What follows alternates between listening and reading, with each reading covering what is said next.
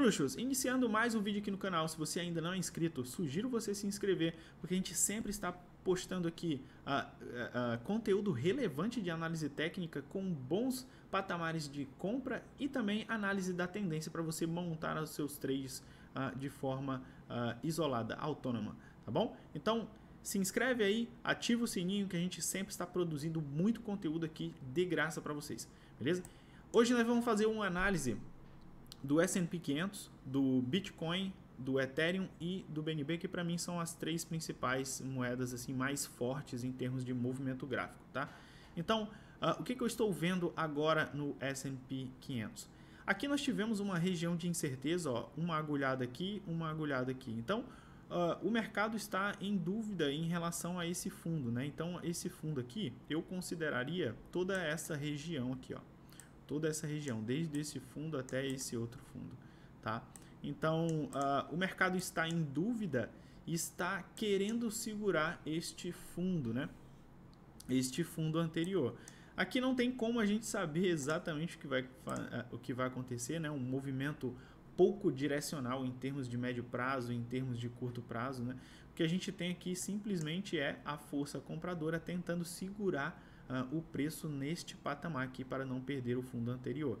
E aqui a gente consegue ver um candle muito interessante, olha só, a força compradora, né, reagindo aqui e mostrando a sua força, não querendo, né, então isso aqui é um candle de rejeição, a força compradora está rejeitando aqui perder este fundo, né? Então, muito interessante essa reação da força compradora, mas isso é uma reação de curto prazo que ainda tem que ser confirmada, né? O que a gente precisaria ver aqui? A gente precisaria ver uma reação mais pronunciada da força compradora, abrindo espaço e tentando formar um fundo ascendente para depois formar um pivô de alta. Como nós estamos corrigindo no tempo gráfico semanal, nós precisamos deste pivô de alta no tempo gráfico diário para estabelecer esse fundo e a partir daí surfar uma determinada tendência no tempo gráfico diário. O Bitcoin já está um pouco mais saudável, né, do que o S&P 500 e aqui também o Bitcoin ele continua no macro, né?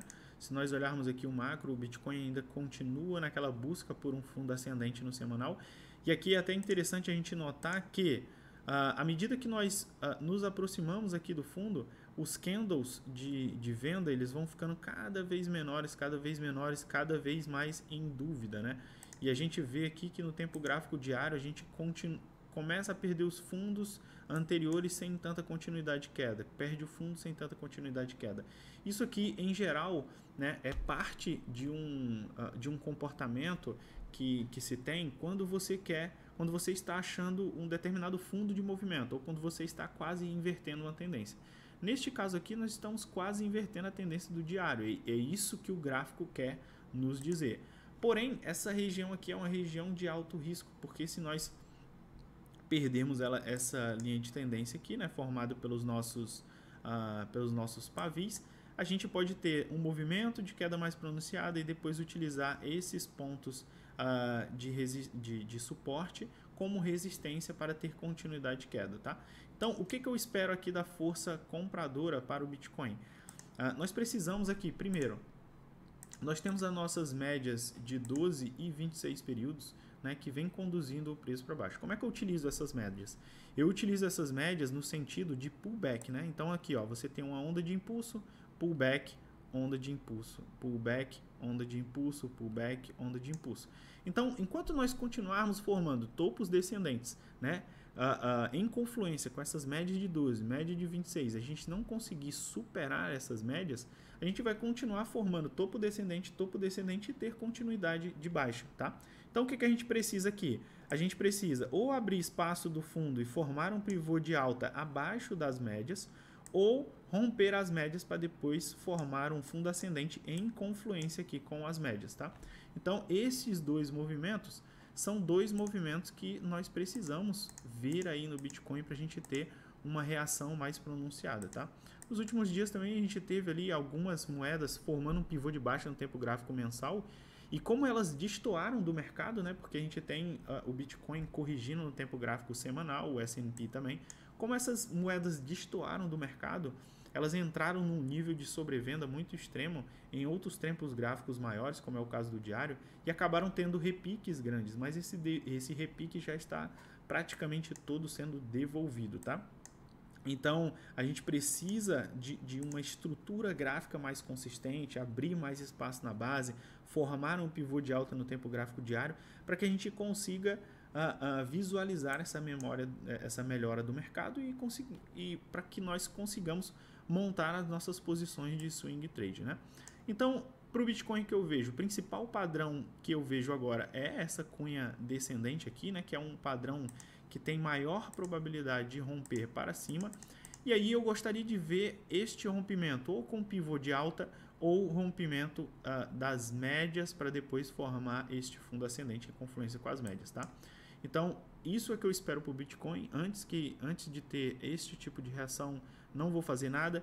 E se começarmos a perder mais fundos aqui, a gente começa a entrar num nível um pouco mais crítico para realmente termos um bear market, tá? O bear market só vai ser dado, né, uma vez que nós invertamos aqui a tendência no tempo gráfico, né, mensal, a tendência nos tempos gráficos maiores. Porque aqui, como nós vemos nós aqui ainda estamos com um fundo ascendente no tempo gráfico mensal, então a gente pode ter continuidade de alta. Então, por enquanto, não temos sinais conclusivos de bear market, nós precisaríamos perder este fundo para termos continuidade de baixa, tá? Então, essa é a minha análise para o Bitcoin, são esses os níveis que eu estou de olho, né? Esse nível aqui, último fundo do tempo gráfico mensal, e este nível aqui, essa cunha descendente aqui no tempo gráfico diário ou no tempo gráfico de 12 horas, tá? Rompendo para cima, a gente pode ter o mercado animando. Também a gente pode analisar aqui, né, a dominância das stablecoins, né? O que acontece? Olha só, quando nós invertemos a tendência das stablecoins, por exemplo, aqui, ó, quando isso aqui acontece, nós temos bons períodos para swing trade. Quando isso aqui acontece, nós temos bons períodos para swing trade. Quando isso aqui acontece, que foi no mês de março, muito positivo de trade, nós temos ótimas oportunidades de trade. Então, sempre que nós perdemos a tendência no tempo gráfico diário, né, das stablecoins, da dominância das stablecoins, nós sempre temos um excelente momento para montar posições de trade. Por que EA2? Porque a dominância ela mostra justamente quanto capital está alocado naquela determinada criptomoeda. Então, se você tem uma dominância de uma stablecoin lastreada ao dólar em tendência de baixa, isso quer dizer que aquele capital está fluindo para algum lugar. Como a gente monitora as principais stablecoins, a dominância das principais stablecoins e do Bitcoin, quando essa dominância começa a diminuir, é porque esse fluxo de capital está indo para as altcoins, tá? Pode estar indo para o Bitcoin também, mas aí você tem que confirmar isso pela dominância do Bitcoin, tá? Então, tínhamos aqui um padrão gráfico, né, de